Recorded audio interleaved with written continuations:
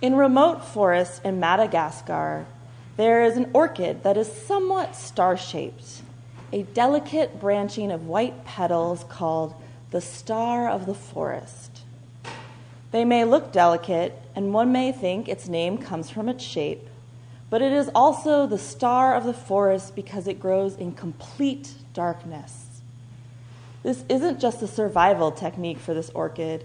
This orchid thrives in darkness. The orchid gets nutrients from underground fungus, does not have chlorophyll for photosynthesis, but cuts through the forest dirt every so often to attract pollinators such as ants. I loved reading about this orchid. I loved knowing that there's thriving in darkness. This orchid for me is a reminder about the ability for life to survive and thrive in unexpected and possibly difficult places. Beautiful, delicate, thriving orchids that live happily and healthily in the complete dark.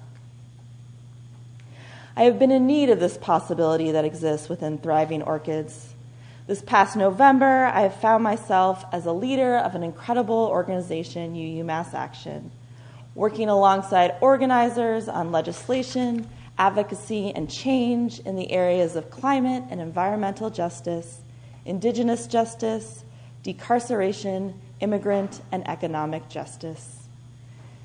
In these movement spaces, doing this work, I find myself standing in that awkward space of not being very hopeful, but having hope for the possibility of hope.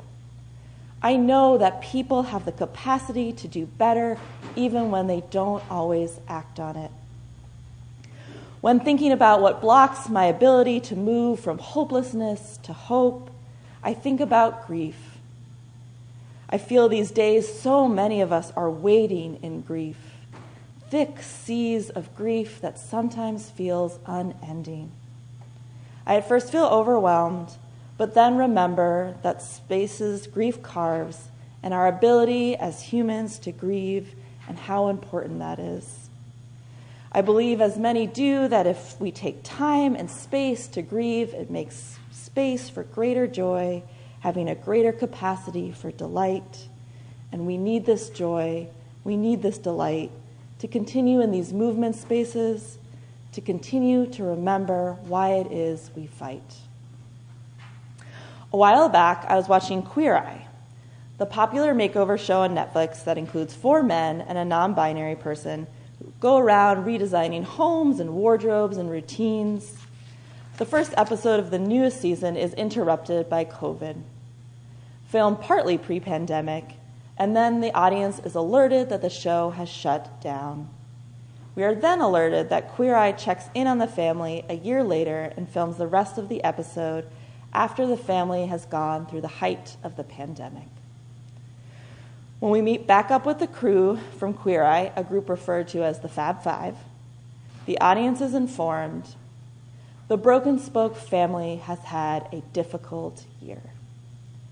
There is nothing particularly surprising about this statement. In fact, it is rare to find someone who has not had a difficult year, a difficult set of years.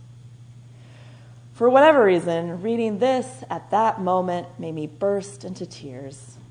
I then proceeded to cry on and off for the next 3 episodes of a reality TV show that, though is very touching, is not particularly devastating or tear-jerking.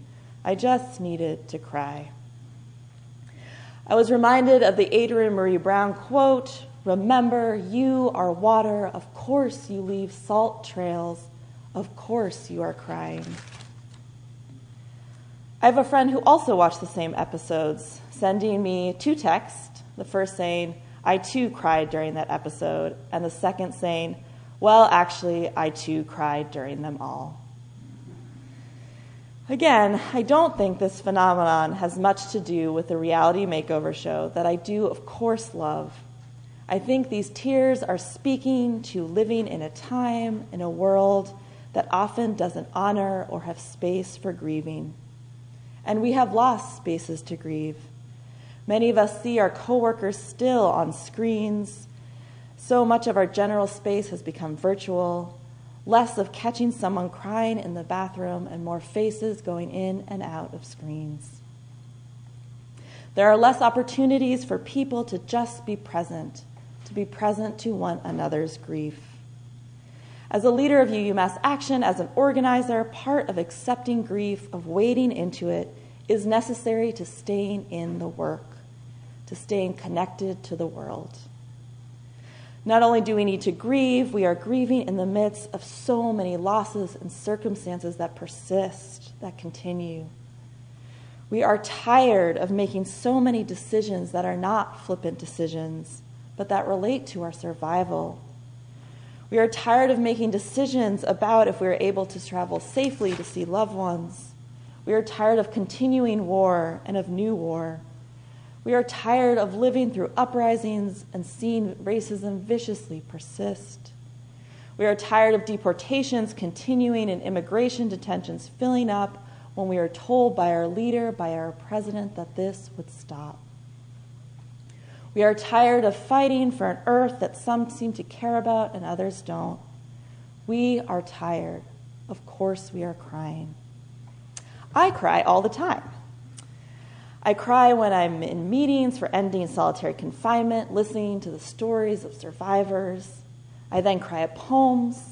I cry when I hear fellow ministers who are so anxious about our climate, our earth, and also hopeful.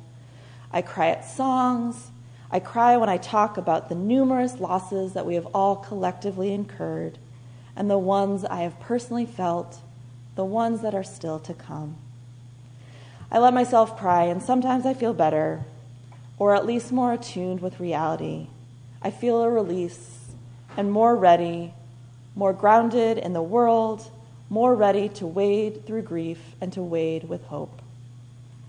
In a recent conversation with an organizer, we talked about the fear we encounter when trying to organize, the fear of everything going up or already being in flames, the fear that it is already too late. We talked about how to move from this fear, leaving this place of fear so we can actually move. We talked about what it meant to move from this fear, recognizing that part of this move is seeing the new beginnings, the hope and the possibility that when systems, when what we see as normal changes, when it breaks down, when it ends, there is possibility, hope for new systems, new potential, new hope. Whether or not we're able to build a new and better system remains an unknown. But that possibility, the possibility that as our world shifts, there could be better systems and better ways of being, is something I think needs to be felt more. But first, we have to grieve. We have to grieve and accept our tears, tears that are just a part of us, and not only a part of us, but an expression of our love for life and beauty. In an article about eco-anxiety entitled, "How Can I Stay Hopeful as the World Burns?" Aisha Mirza interviews Robin Wall Kimmerer, author of the beautiful book, Braiding Sweetgrass, Indigenous Wisdom, Scientific Knowledge, and the Teaching of Plants. Mirza asks Kimmerer how she stays hopeful. She says, "The grief is heartbreaking, but what I try to do is to feel that deeply. We can't look away from it because to me, grief is the measure of how much we love this world. Grief can paralyze us, it can bring us to despair and hopelessness. But when we recognize that the pain we are feeling is ecological compassion, it's love for a world that is strong and fierce and lets us say, 'Not on my watch.'" Kimmerer goes on to say, "I always ask myself and others, what do you love too much to lose? Commit to that and know that it's our responsibility to pick that up and carry it through the narrows of climate change. That's what the world will look like on the other side." It is no joke to feel grief deeply, especially when there's so much to grieve. But I think it helps when we know that in part, to grieve is to love. As Bell Hooks reminds us, to be loving is to be open to grief, to be touched by sorrow, even sorrow that is unending. Even if sorrow is unending, I think we can take comfort that so is our love. To be touched by sorrow is to know you love, and to love is to grieve. The full quote from Adrienne Maree Brown that I quoted earlier goes, "Remember, you are water. Of course you leave salt trails. Of course you are crying.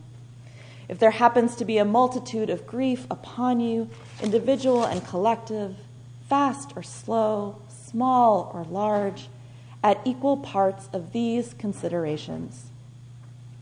That the broken heart can cover more territory, that perhaps love can only be as large as grief demands, that grief is the growing up of the heart that burst boundaries like an old skin of a finished life, that grief is gratitude, that water seeks scale, that even your tears seek the recognition of community, that the heart is a front line and the fight is to feel in a world of distraction, that death might be the only freedom, that your grief is worthwhile of your time, that your body will only feel as much as it is able to, that the ones you grieve may be grieving you, that the sacred comes from the limitations, and that you are excellent at loving."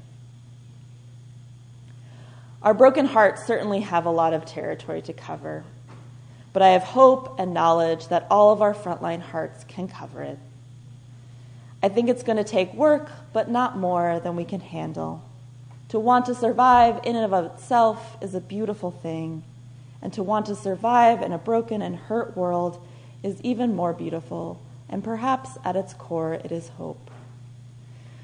I have found spaces to grieve, and as the new director of UMass Action, I continue to grieve, and I continue to move, moving from meeting to meeting, legislative action to legislative action, crafting and creating moments of joy and delight where there are none, treasuring them when they just come along.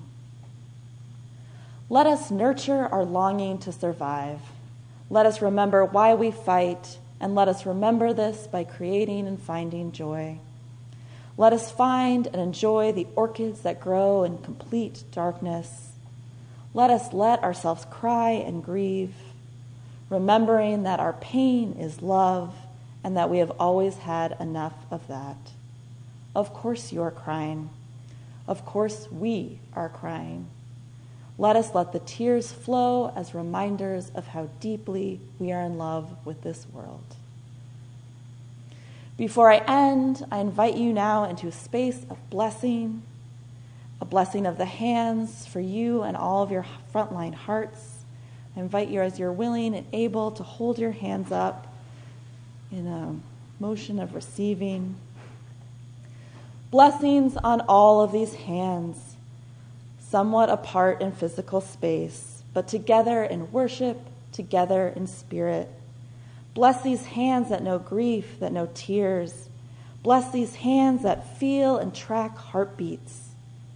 Blessings on these hands that are called to the labors of love, the labors of liberation. Blessings on these hands that know miracles despite it all. Bless these hands that bring comfort, care, and give forth hope that brings us together. Bless the hands that organize, pray, cook, help with programming, the hands that clean, sew, paint. Bless the hands that dance. Bless the hands that together do the work that needs to be done. May these hands receive as well as give. May they continue to unite with other hands, and may we all be held in the blessing that is hands coming together in love, in grief, in gratitude. Amen and blessed be.